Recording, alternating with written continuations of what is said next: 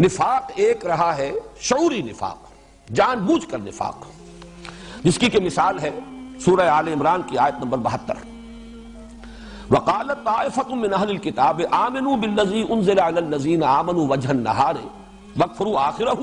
لَعَلَّهُمْ يَرْجِعُونَ۔ یہ سازش تھی اہل کتاب میں سے کچھ لوگوں نے، یہود کی ایک گروہ نے، جماعت نے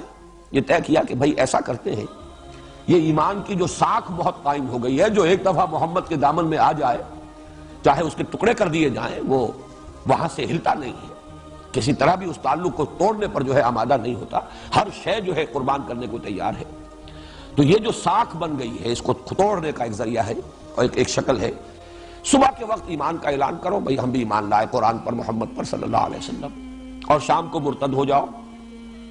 اور میں اس میں اضافہ کر رہا ہوں کہ یقیناً وہ پورا دن حضور کی صحبت ہی میں گزارتے ہوں گے تاکہ لوگوں پر یہ اثر ڈالے کہ بھئی ہم تو بہت قریب جا کر دیکھا ہے، کچھ نہیں، دور کے ڈھول سہانے ہیں، دور سے اچھے لگتے ہیں، ہم تو دیکھیے ایمان لائے تھے، ہم گئے تھے ان کی محفل میں بیٹھے، انہیں قریب سے دیکھ لیا، کچھ نہیں، کوئی حقیقت نہیں، اس لیے واپس آ گئے۔ لعلہم یرجعون، اس سے ہو سکتا ہے کہ وہ بھی لوٹ آئیں، ان کے دلوں میں بھی کوئی نہ کوئی شبہ تو پیدا ہو ہی جائے گا کہ بھائی یہ بڑے سمجھدار لوگ تھے، بڑے ثقہ لوگ تھے، اور یہ آئے تھے بڑے خلوص کے ساتھ، اور یہ کچھ پورا دن بھر رہے ہیں محمد کی صحبت میں صلی اللہ علیہ وسلم، ضرور کچھ نہ کچھ دیکھا ہی ہوگا نا، آخر یوں تو انسان نہیں ساتھ چھوڑتا، تو کچھ نہ کچھ شبہ کچھ نہ کچھ لوگوں کے دلوں میں تو ہم پیدا کرنے میں کامیاب ہو جائیں گے۔ اب ظاہر بات ہے کہ اس کا تجزیہ کیجئے کہ جس شخص نے اس سازش کے طور پر اس نے صبح ایمان کا اعلان کیا اور شام کو مرتد ہونے کا اعلان کیا، تو چند گھنٹے جو اس نے گزارے ہیں قانونی اعتبار سے اسلام میں گزارے ہیں، لوگوں نے یہی سمجھا یہ مومن ہوگا، ایمان لے آئے، لیکن انہیں یہ معلوم تھا کہ ہم یہ سب کچھ محض دھوکہ دینے کے لیے کر رہے ہیں، گویا کہ ایمان کی کوئی رمق کسی درجے میں بھی ایک لمحے کے لیے بھی ان کے دل میں داخل تو کیا ہوتی، ان کے قریب بھی نہیں پھٹکی، اس لیے کہ انہیں معلوم ہے یہ سازش ہے، یہ بہروپ ہے جو ہم بھر رہے ہیں، کسی درجے میں بھی ہم ایمان نہیں لائے، یہ ان کے علم میں۔ یہ ہے شعوری نفاق، جیسے کوئی ہندوستانی کوئی جاسوس وہ مسلمان بن کر آ جائے، اور اس کی خبریں آتی رہی اخبارات میں، آپ نے سنا ہوگا کہ کوئی جاسوس ہے اور وہ امام مسجد بن کر سال ہا سال تک کسی بارڈر کے کسی گاؤں کے اندر جو ہے سرحدی گاؤں میں وہ امامت کرتا رہا مسجد، بعد میں معلوم ہوا جاسوس۔ ظاہر ہے جو اس کام کے لیے آئے گا وہ تو پوری طرح تیار ہو کر آئے گا، ختنہ کرا کے آئے گا، قرآن یاد کر کے آئے گا، نماز سیکھ کر آئے گا، لیکن انہیں پتا ہے کہ ہم کیا ہیں، ہم ایمان نہیں لائے۔ یہ شعوری نفاق جو ہے، یہ واقعہ یہ ہے کہ یہ بہت کم اور بہت شاذ تھا۔ اکثر و بیشتر نفاق جو ہے وہ غیر شعوری تھا کہ لوگوں کو خود اندازہ نہیں ہوتا تھا کہ ہم منافق ہیں، وہ اپنے آپ کو سمجھتے تھے کہ ہم ٹھیک ٹھاک لوگ ہیں،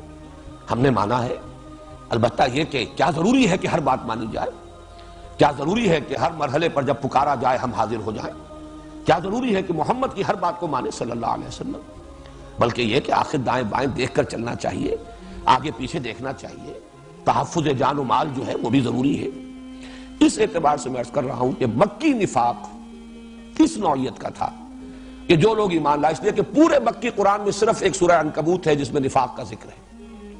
اور وہ ذکر آیا ہے آزمائشوں کے ذیل میں۔ سورہ عنکبوت کا آغاز ہی ہوتا ہے، وہ بھی الف لام میم سیریز کی صورت ہے،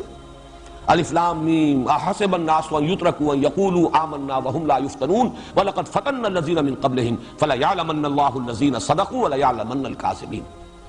کیا لوگوں نے یہ سمجھا تھا کہ صرف یہ کہنے سے کہ ہم ایمان لے آئے چھوٹ جائیں گے، نجات ہو جائے گی، اور انہیں آزمایا نہ جائے گا، انہیں بھٹیوں میں سے گزارا نہ جائے گا، انہیں امتحان اور ابتلا کی کٹھالی میں سے گزرنا نہیں پڑے گا؟ حالانکہ ہم نے تو ان سے پہلے جو بھی آیا اس کوچے میں جس نے ایمان کا دعویٰ کیا ہم نے اسے آزمایا، وَلَقَدْ فَتَنَّا الَّذِينَ مِن قَبْلِهِمْ فَلَيَعْلَمَنَّ اللَّهُ الَّذِينَ صَدَقُوا وَلَيَعْلَمَنَّ الْكَاذِبِينَ۔ تو اللہ تو ظاہر کر کے رہے گا کہ کون سچے ہیں، حقیقی مومن ہیں، اور کون جھوٹ موٹ کے مومن بن گئے، جھوٹا دعویٰ ایمان کر رہے ہیں۔ اسی رکوع میں پہلا رکوع ہے یہ سورہ عنکبوت کا، آگے چل کر آتا ہے، اس کا تقابل کر لیجئے اس مقام سے، وَمِنَ النَّاسِ مَن يَقُولُ آمَنَّا بِاللَّهِ فَإِذَا أُوذِيَ فِي اللَّهِ جَعَلَ فِتْنَةَ النَّاسِ كَعَذَابِ اللَّهِ وَلَئِن جَاءَ نَصْرٌ مِّن رَّبِّكَ لَيَقُولُنَّ إِنَّا كُنَّا مَعَكُمْ أَوَلَيْسَ اللَّهُ بِأَعْلَمَ بِمَا فِي صُدُورِ الْعَالَمِينَ وَلَيَعْلَمَنَّ اللَّهُ الَّذِينَ آمَنُوا وَلَيَعْلَمَنَّ الْمُنَافِقِينَ۔ پورے مکی قرآن میں، مکی صورتوں میں صرف یہ ایک مقام ہے جہاں لفظ منافق آیا ہے۔ لوگوں میں سے کچھ ایسے بھی ہیں جو دعویٰ تو کر بیٹھتے ہیں ہم ایمان لائے اللہ پر، لیکن جب اللہ کی راہ میں اب ایذا پہنچتی ہے، تکلیف آتی ہے، مصیبت آتی ہے، امتحان اور آزمائش کی بھٹی میں سے گزرنا پڑتا ہے، تو وہ لوگوں کی طرف سے ڈالی ہوئی آزمائش سے ایسے گھبرا اٹھتے ہیں جیسے اللہ کے عذاب سے، پسپائی اختیار کرتے ہیں، حوصلے جواب دے جاتے ہیں، اعصاب ڈھیلے پڑ جاتے ہیں۔ فرمایا اور اگر تیرے رب کی مدد آ جائے وَلَئِن جَاءَ نَصْرٌ مِّن رَّبِّكَ لَيَقُولُنَّ إِنَّا كُنَّا مَعَكُمْ، اگر سہولت کا وقت آ جائے تو یہی لوگ پھر آ کھڑے ہوں گے اور کہیں گے ہم بھی آپ کے ساتھ تھے، مال غنیمت میں سے تو ہمیں بھی حصہ ملنا چاہیے۔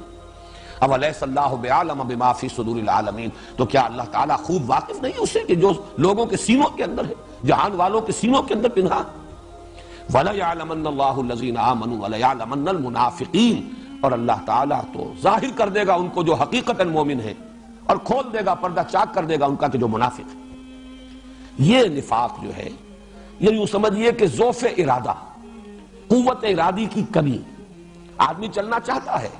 ایک بات اچھی لگی ہے، بات اچھی ہے، صحیح ہے، دل گواہی دیتا ہے کہ حق ہے، چلو بھائی قبول کر لو، قبول کر لیا، لیکن اب آئی آزمائش، اب رشتے ٹوٹے، اب گھر سے نکالا جا رہا ہے، اب ماریں پڑ رہی ہیں، اب اعصاب ڈھیلے پڑ گئے، وہ عزیمت اور ہمت کی کمی، قوت ارادی کا ضعف، یہ ہے در حقیقت وہ چیز کہ جس کا تذکرہ کیا گیا ہے سورہ عنکبوت میں۔ مدینہ منورہ میں آ کر اس میں ایک اور شے کا اضافہ ہوا، جہاں شعوری نفاق بھی شروع ہو گیا، جیسے کہ اس مثال میں دے چکا ہوں، یعنی سازشی نفاق، کہ محض دھوکہ دینے کے لیے ایمان کا اعلان کیا جائے، وہاں اس میں ایک اور چیز کا اضافہ ہوا۔ اب قبائلی سطح پر فیصلے ہو رہے تھے، ایک گھرانہ طے کرتا ہے کہ بھائی اب چلیے ایمان لے آؤ، ٹھیک ہے، جیسے کہ کہیں آخری دور میں جب کہ فتح آ گئی ہے، جب وقت آیا ہے، اور يدخلون الناس فی دین اللہ، رأیت الناس يدخلون فی دین اللہ افواجا، فوج در فوج آئے ہیں، تو ظاہر بات ہے کہ ہر شخص کے دل میں وہ یقین والا ایمان تو نہیں داخل ہو گیا تھا۔ ایک قبیلے کی سطح پر طے کیا گیا کہ بھئی چلو اب ایمان لے آؤ چل کر، اب تو معاملہ ختم ہوا، اب اس نو یوز کنٹینیوئنگ ریزسٹنس، اب راستہ نہیں روکا جا سکتا محمد کا صلی اللہ علیہ وسلم۔ تو یقیناً اس وقت جو لوگ ایمان لاتے تھے ان میں مومن صادق بھی تھے، ان میں یقیناً منافق بھی ہوں گے کہ ٹھیک ہے اس وقت تو گردن جھکا لو، جب موقع آئے گا پھر دیکھیں گے۔ یہ گویا کہ وہ شعوری نفاق، اور کچھ ایسے لوگ بھی کہ جنہوں نے ٹھیک ہے بھئی سب بات تو اچھی ہے، چلو کوئی غلط بات تو ہے نہیں، بات تو ٹھیک ہے، دل گواہی دیتا ہے، فطرت کی بات ہے، ایمان لے آؤ۔ یہ لوگ کسی سنجیدہ فیصلے سے، انفرادی سطح پر سنجیدہ فیصلہ، سوچا سمجھا فیصلہ، یہ اور شے ہوتی ہے، اور ایک اجتماعی فیصلہ، ایک برادری کی سطح پر فیصلہ، ایک قبیلے کی سطح پر فیصلہ، اس میں شامل ہو جانا یہ دوسری بات ہے۔ اب ظاہر ہے کہ جب راستے کے اندر اب تکلیفیں آئیں گی، مصائب آئیں گے، تو پھر قدم ڈگمگائیں گے۔ تو یہ بھی ایک نفاق کی شکل تھی کہ جو مدینہ منورہ میں پیدا ہوئی۔ وہ سورہ حجرات کی آیت ذہن میں لے آئیے، قالت الاعراب آمنا قل لم تؤمنوا ولكن قولوا اسلمنا ولما يدخل الايمان في قلوبكم وان تطيعوا الله ورسوله لا يلدكم من اعمالكم شيئا ان الله غفور رحیم۔ یہ بدو کہتے ہیں ہم ایمان لے آئے، اے نبی ان سے کہیے تم ایمان نہیں لائے ہو، صرف یہ کہو کہ ہم مسلمان ہو گئے، ہم نے اطاعت قبول کر لی، ہم اسلام لے آئے، اور ابھی تک ایمان تمہارے دلوں میں داخل نہیں ہوا، لیکن اگر تم اللہ اور اس کے رسول کی اطاعت کرتے رہو گے، یعنی اگر دھوکہ تمہارے پیش نظر نہیں ہے، چاہے ایمان حقیقتاً ابھی دل میں داخل نہ ہوا ہو، لیکن اگر اطاعت کرو گے یہ ایمان بھی دل میں داخل ہو جائے گا، اس لیے کہ عمل سے بھی ایمان پیدا ہوتا ہے، اور اللہ تمہارے اعمال کے اجر و ثواب میں کوئی کمی نہیں کرے گا۔ لیکن جان لو حقیقی مومن کون ہے، انما المؤمنون الذین آمنوا باللہ ورسولہ ثم لم یرتابوا وجاہدوا باموالہم وانفسہم فی سبیل اللہ اولئک هم الصادقون۔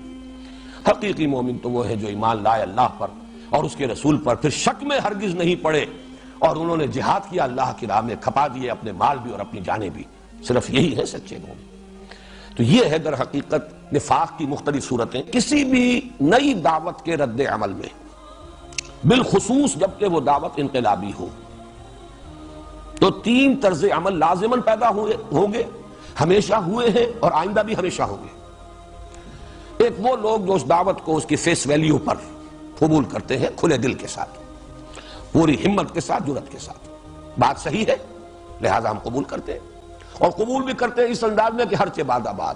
ماں کشتی دراب انداختے، اب جو ہو سو ہو، اس لیے کہ نئی دعوت جب بھی آئے گی، جو انہیں قبول کرے گا وہ اپنے پرانے معاشرے سے کٹے گا، کچھ ترک و اختیار کا معاملہ ہوگا، نئی باتیں اسے قبول کرنی ہوگی، پرانی چھوڑنی ہوگی، اس کے بنا پر ایک تصادم ہوگا، کشمکش ہوگی، کشاکش ہوگی، یہ سارے مسائل آئیں گے۔ یہ تصادم جو ہے کبھی پیسو بھی ہو سکتا ہے، کبھی ایکٹیو بھی ہو سکتا ہے، اس میں جان کے لالے بھی پڑ سکتے ہیں،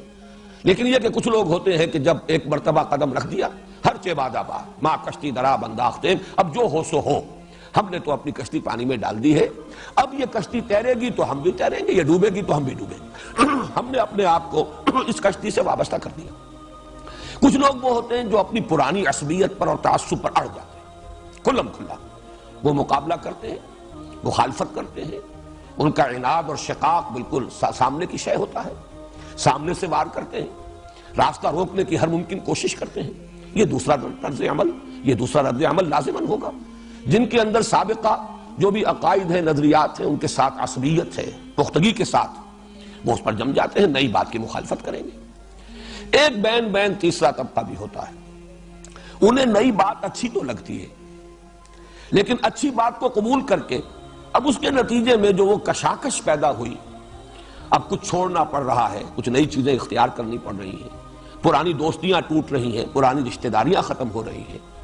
گھروں میں اب کشاکش شروع ہو گئی ہے، تصادم ہے، اس میں وہ ثابت قدم نہیں رہ پاتے اور وہ مذبذب ہو کر رہ جاتے ہیں۔ لا الہ ہؤلاء ولا الہ ہؤلاء مذبذبین بین ذلک، وہ ان دونوں طبقات کے مابین مذبذب ہو کر رہ جاتے ہیں، نہ ادھر نہ ادھر۔ ان کی کوشش ہوتی ہے مصالحت کی،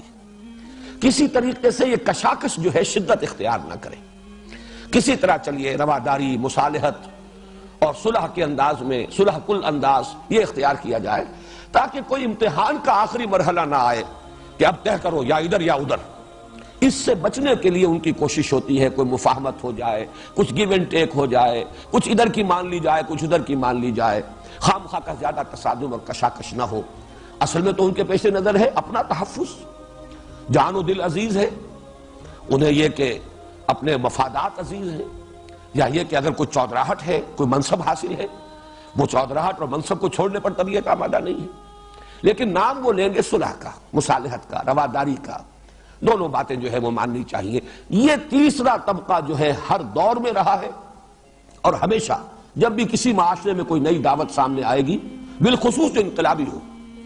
یعنی ایک ایسی دعوت بھی ہو سکتی ہے جو صرف ایک علمی اور فکری ایک خیال ہے، نظریہ ہے، جس کا اس ملک میں، اس علاقے میں جو نظام قائم ہے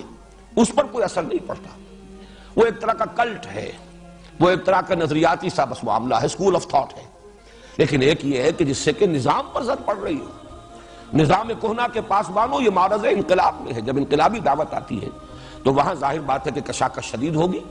پولرائزیشن کہہ لیجئے وہ بہت ہی واضح ہوگا، نمایاں ہوگا۔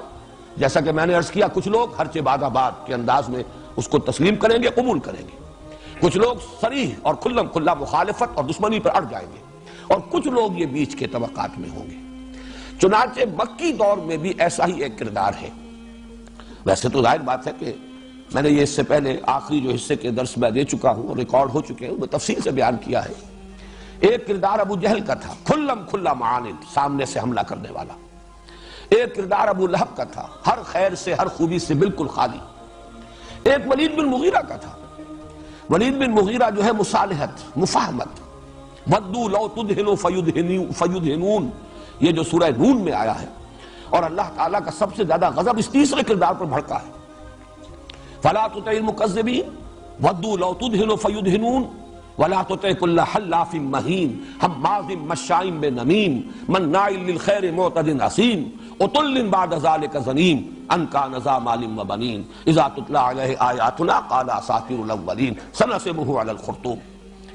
بڑے سخت الفاظ ہیں، مذمت کے لیے بھی بہت ہی اسٹرانگ ورڈز ہیں جو قرآن نے استعمال کیے ہیں، اور تقریباً اجماع اس پر کہ یہ ولید المغیرہ کا کردار ہے۔